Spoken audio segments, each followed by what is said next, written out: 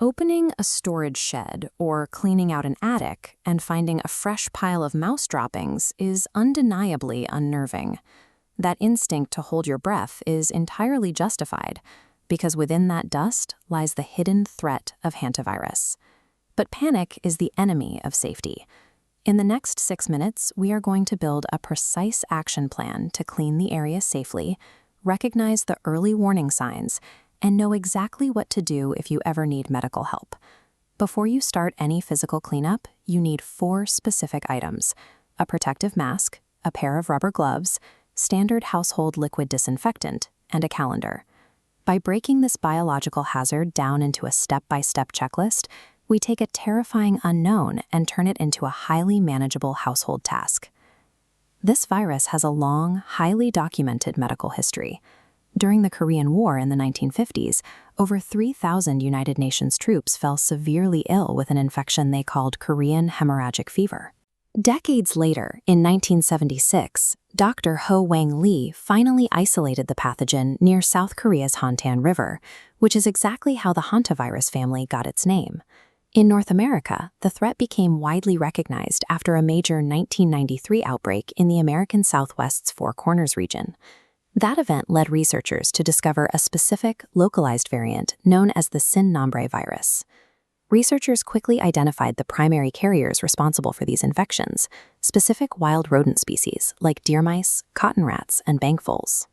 We have 70 years of clinical data on this pathogen. It acts in specific, documented ways, which means we know exactly how to defeat it.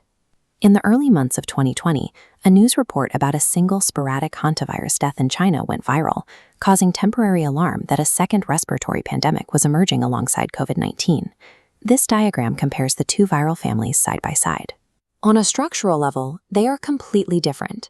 Hantaviruses contain a negative sense RNA genome divided into 3 separate segments, whereas coronaviruses rely on a single continuous strand of positive sense RNA. Their methods of transmission are equally distinct. Coronaviruses excel at spreading through the air via human breath and coughs.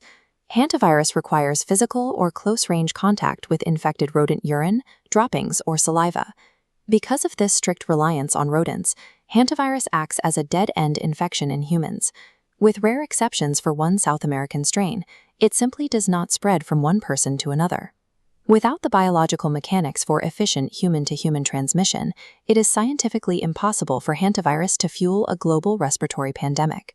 Step 1 of our action plan is tackling the cleanup safely. The virus lives securely inside rodent waste, but the real danger to humans comes from aerosolization. Firm instruction: you must never sweep or vacuum dry rodent droppings. Physical agitation launches dormant viral particles right out of the dust and into the air. Fortunately, hantavirus has a fatal structural weakness. The virus is surrounded by a fatty lipid envelope, and that outer layer breaks apart instantly upon contact with standard soap or common liquid disinfectants. So, wearing your mask and gloves, thoroughly spray the entire affected area with liquid disinfectant. Let it soak for a few minutes to guarantee the lipid envelopes dissolve, and then wipe up the waste while it is completely wet.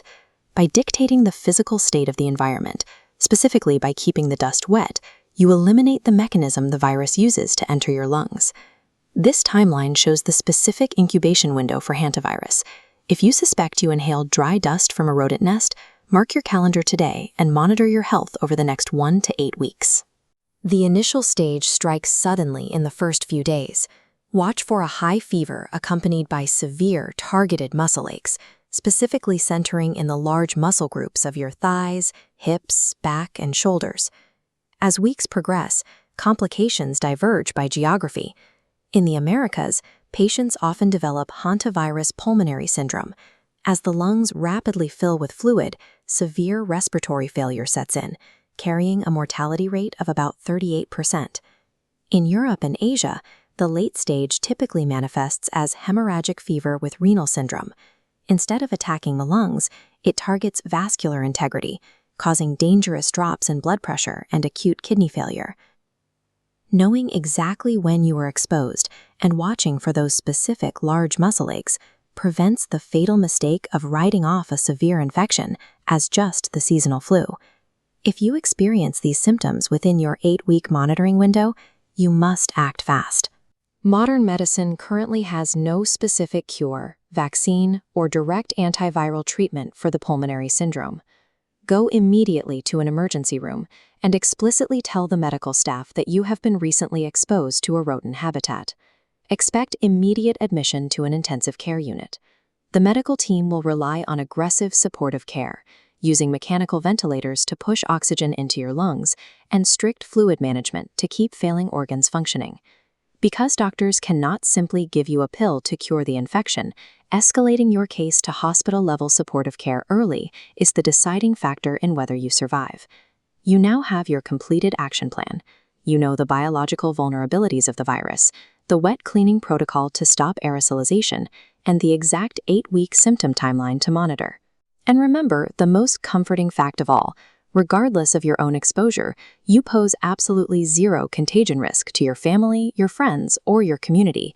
Save this timeline to cross-reference your own symptom progression and share it with anyone you know who works in garages, sheds, or agricultural environments. By replacing internet panic with scientific education and a strict wet cleaning protocol, you take a hidden threat off the table entirely,